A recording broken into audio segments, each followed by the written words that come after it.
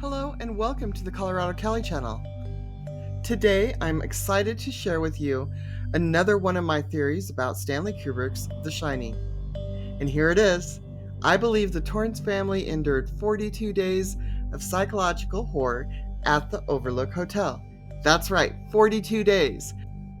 What first seems like random timestamps scattered throughout the film are actually intentional clues left by Kubrick. Breadcrumbs for us to follow. Each one helps us unlock the hidden timeline of the Torrance family's stay at the Overlook. That Kubrick is once again using the number 42 with deep symbolic meaning, hidden layers, and the eerie connections that make this film the masterpiece we all know. Stick around because you're not going to want to miss this. At first glance, the timestamps in The Shining might seem random. Closing day, 1 month later, Wednesday. But when I plotted them on a calendar, everything seemed to make sense. The Torrances stayed at the Overlook for exactly 42 days. From closing day on October 30th, 1975 to December 10th, 1975, which is a Wednesday. Or the Wednesday. This 42-day timeline is key to understanding the film's structure and Kubrick's deeper symbolic intent. So why 42 days? The number isn't random. It symbolizes the slow and certain breakdown of the human psyche under extreme conditions. As the days pass, Jack spirals further into madness. Wendy becomes more desperate, and Danny's psychic abilities expose the darker forces at play in the hotel. The 42-day timeline marks the period in which their isolation turns from psychological burden into outright horror. Symbolism in The Shining, the significance of the number 42.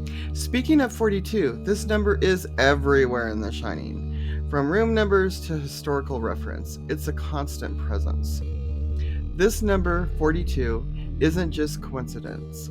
It ties into historical events, cultural references, and one of Kubrick's other works.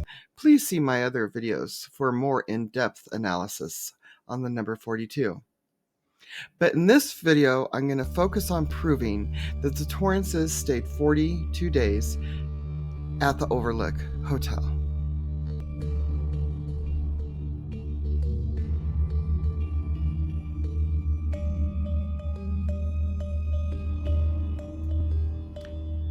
It's October 30th, the day before Halloween. Jack, Wendy, and Danny are driving up to the Overlook Hotel so that Jack can start his new position as the Overlook caretaker for the winter.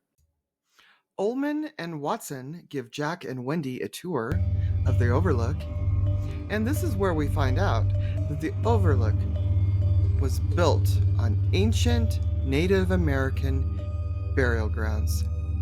The Overlook Hotel is actually built on hallowed ground. This is also when Danny and Dick Halloran get into what The Shining is. And then all the Overlook employees leave for the winter, and you see Jack and Wendy's Volkswagen Beetlebug in the parking lot, all alone, isolated.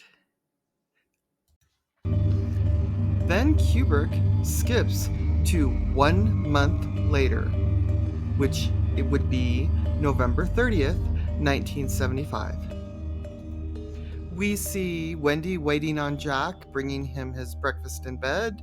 We see Jack throwing a ball at Native American artwork in a very unrespectful way. And we see Danny Torrance exploring the Overlook Hotel with his little tricycle. Excuse me, Big Will. Wendy and Danny also explore the maze. Kubrick now brings us to Tuesday, December 2nd, 1975, day 34. Wendy learns there's a huge snowstorm about to hit Colorado. When she goes to share that information with Jack, he is completely rude to her in the most dehumanizing way. And Danny is tempted by room 237. 2 times 3 is 6, times 7 is 42. Day 36. Thursday, December 4th, 1975. Wendy and Danny play out in the snow while Jack looks onto them in a very weird way. The descent into madness is well on its way. Day 38, Saturday, December 6th, 1975. This is the day that Wendy calls the Colorado Forest Rangers just to verify the phones are down, and Danny is confronted by the twins, by the Delbert Grady twins. Monday, December 8th, 1975, day 40. Wendy and Danny are watching the movie Summer of 42 on the TV with no electricity. When Danny wants to go get his fire truck out of his bedroom, Jack is awake and asks Danny to come sit on his lap. And Danny asks his dad, "Would you ever hurt me or Mom?" And Jack says, "Of course not. Is that what your mother told you?" Day 42, Wednesday, December 10th, 1975, 5 a.m. Danny is playing in the hallway when a ball comes to him and lures him into room 237. At the same time, Wendy is doing Jack's work by checking on the boiler when Jack has a terrifying nightmare about him chopping Wendy and Danny up into little tiny pieces. Wendy runs to Jack to comfort him while Danny enters the room. He is visibly hurt, and then Wendy blames Jack. Jack becomes very upset because Wendy blamed him for Danny's injuries. He then goes to the gold room to have a drink. A pretend drink, but a drink, served by bartender Lloyd. Wendy then enters the gold room, stating that Danny told her a crazy woman in room 237 tried to choke him. Jack decides to go investigate. If you're familiar with any of my other videos, you will know that the 24-year-old Aspen woman, I believe, was abducted by Ted Bundy and brought to the Overlook in order to tempt Jack. After using temptation on Jack, the Overlook turned the 24-year-old Aspen woman into an older woman who had decaying skin like a corpse and who chose to laugh at Jack because he was so scared of her.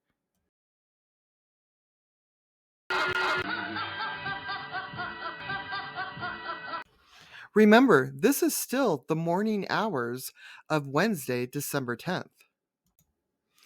Jack then goes to Wendy and tells her that he did not find anything in room 237, let alone a crazy woman. Then Jack decides to blame Wendy for everything wrong in his life and bursts out to go to the gold room to get another one of those pretend drinks.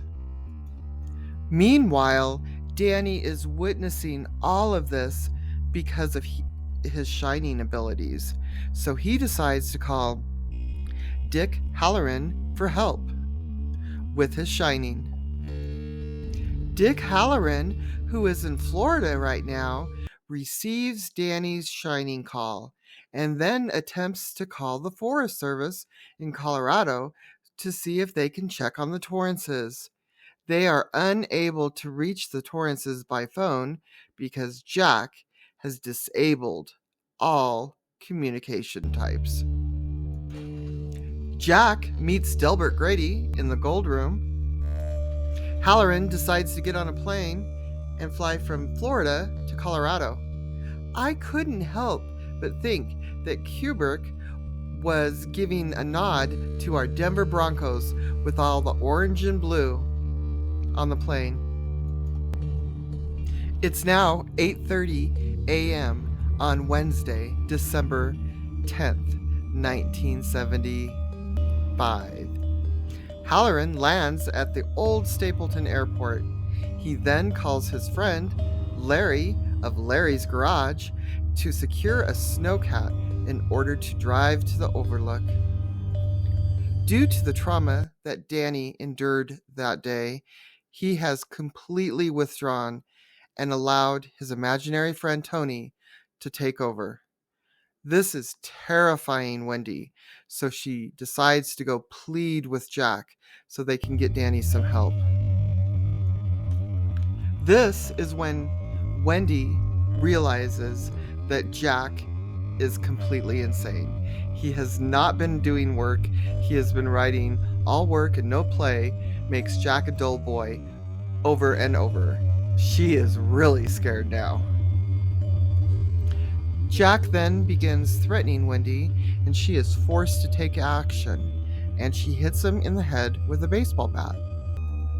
Wendy then locks Jack up in the pantry and discovers that he has also manipulated the snowcat so she can't go anywhere to get help for Danny.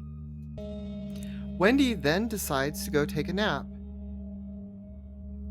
and Jack is let out of the pantry by who I believe, well, at least my theory is, Jack is let out of the pantry by the 24-year-old Aspen woman who choked Danny.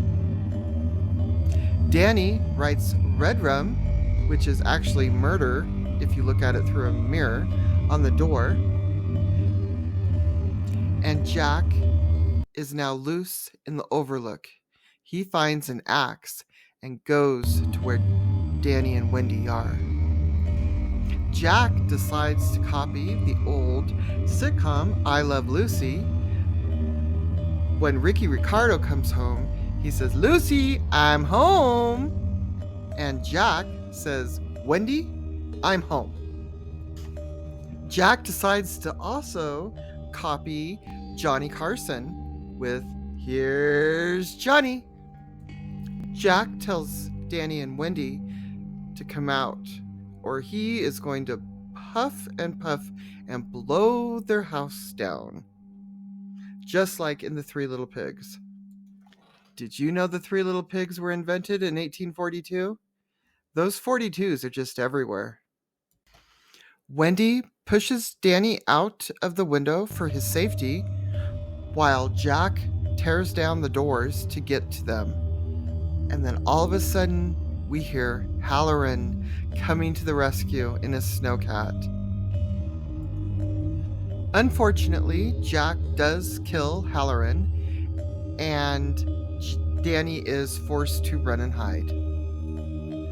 Wendy, while trying to find Danny, is going through terrifying experiences, courtesy of the Overlook Hotel. So, I'm guessing it's around 8 p.m., and Danny has just lured Jack into the maze. Jack is unable to get out of the maze, but Danny is, and he runs into the loving arms of his mother. Jack is left to die at the Overlook Hotel, while Danny and Wendy escape. Wendy and Danny are the true heroes of this story. So, what do you think? Do you think that Wendy, Jack, and Danny stayed at the Overlook Hotel for 42 days? Let me know in the comments. And please, if you found this enjoyable at all, please like and subscribe. And thank you very much for your time. Have a great day. And don't forget to shine. Colorado Kelly.